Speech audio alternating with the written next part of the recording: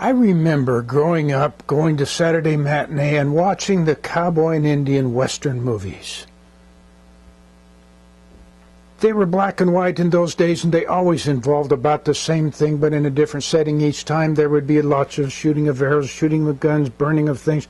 They were pretty violent stuff, but invariably at some point during the course of the movie there would be a scene towards the end where the hero wearing the cowboy hat and the hero wearing the Indian headdress would come together in some isolated spot, and they would, instead of fighting each other, they would admit to respect for each other and honor for each other.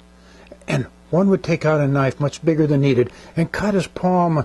The camera would do a close-up, and we'd all get squeamish, and blood would ooze out. Then he would take the same knife, cut the other man's palm, and they would hold their palms together, bonding them as blood brothers.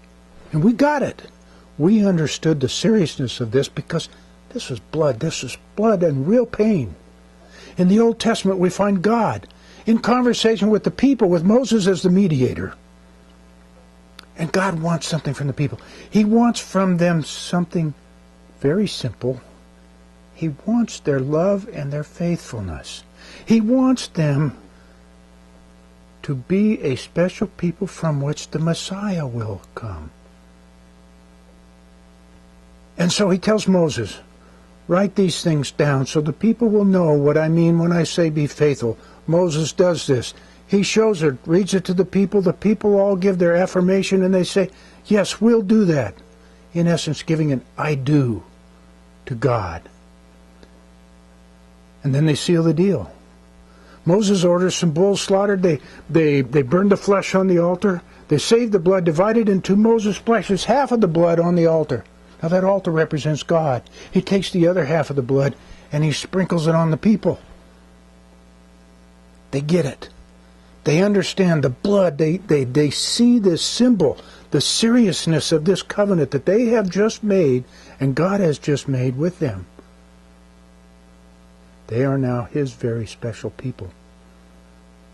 In the New Testament reading today, in the Gospel, we find Jesus at the Last Supper. And this time, something vastly different takes place. Jesus takes bread and wine. And He takes the bread, He breaks it, and He hands it to His disciples, and He says, take this and eat it. This is my body.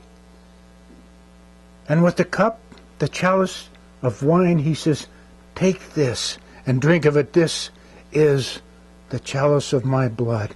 This is the new covenant for the forgiveness of sins. And of course, we know Jesus is referring to His upcoming crucifixion and death, His resurrection and His ascension. But in this moment, Jesus presents a new covenant, not just to His disciples, but to all of humanity.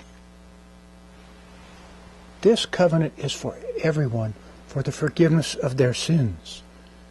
And what does He ask in return? Does He ask for the blood of any of the people? No. He really asks for only their hearts. He says, love me, be faithful to me. What kind of God is this? What kind of person is our God? He doesn't demand much from us at all, but He gives His all. Love me, He says. Be faithful to me. Love one another, but love me. He wants our hearts. He asks of us, love me. Love me.